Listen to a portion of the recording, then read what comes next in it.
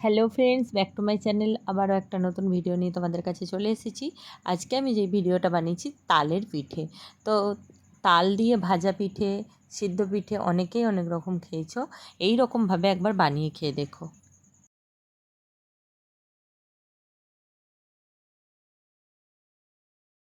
তেল ছাড়া তালের এই নতুন পিঠেটা তৈরি করার জন্য আমি এখানে একটা কড়াই বসিয়ে নিয়েছি আর তালের পাল্পটা বার করিয়ে নিয়ে তারপর সেই তালের পাল্পটা দিয়ে দিলাম কড়াইয়ের মধ্যে। তালের পাল্প কীভাবে বার করাতে হয় তোমরা তো সকলেই জানো, আর আমি ওটা দেখালাম না।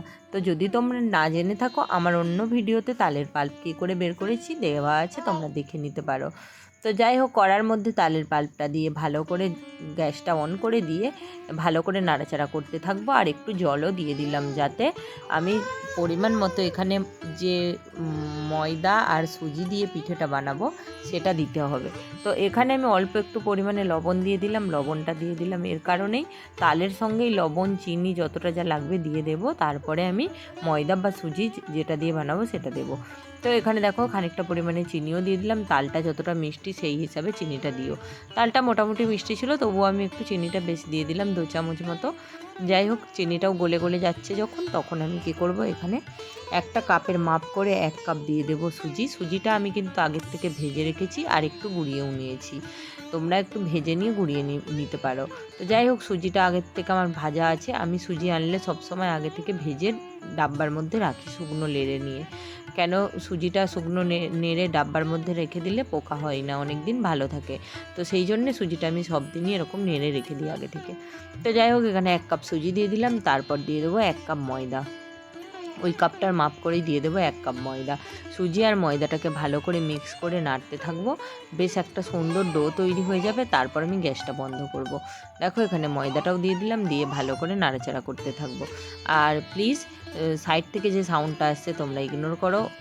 ভালো করে এটা নাড়াচাড়া করতে করতেই সুন্দর একটা ডো তৈরি হয়ে যাবে। কড়াই থেকে সবটাই ছেড়ে ছেড়ে আসবে, তখন বুঝতে পারবে যে এই ডোটা তৈরি হয়ে গেছে। তখন তোমরা এটা একটা থালার মধ্যে নামিয়ে নিও। দেখতেই পাচ্ছ কত সুন্দরভাবে এটা তৈরি হয়ে গেল। তো যাই হোক, এটা তৈরি করে নিয়ে থালায় নামিয়ে নেবে। আর খুব একটা ঠান্ডা করবে না, ঠান্ডা হয়ে গেলে শক্ত হয়ে যাবে। তাই ওই অবস্থাতেই একটু ভালো করে থালাতে নিয়ে মাখিয়ে নেবে।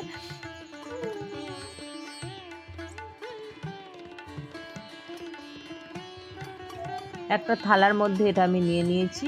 আর এখানে ওপর থেকে কিছুটা আমি ডেজিকেটেড কোকোনাট ছড়িয়ে দিলাম। তোমরা চাইলে নারকেল কিন্তু কোড়ানো, যে কাঁচা কোড়ানো নারকেল, ওটাও দিতে পারো। আমি এটাই দিলাম।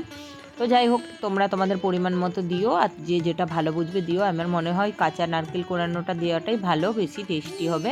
তো আমার কাছে কাঁচা নারকেলটা ছিল না আজকে, তাই আমি এটা দিলাম। তো যাই হোক, এটা ভালো করে মিশিয়ে নিয়ে এবারে আমি হাতের সাহায্যে পিঠেগুলো বানিয়ে নেব।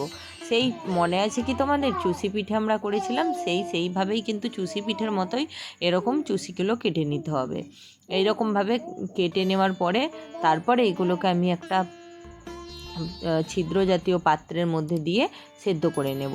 তো এইভাবে প্রত্যেকটা দেখো চুষিকে আমি কেটে নিলাম এইভাবে। বন্ধুরা, ভিডিওটা চলাকালীন একটাই রিকোয়েস্ট, ভিডিওটা ভালো লাগলে লাইক করো, কমেন্ট করো আর শেয়ার করো।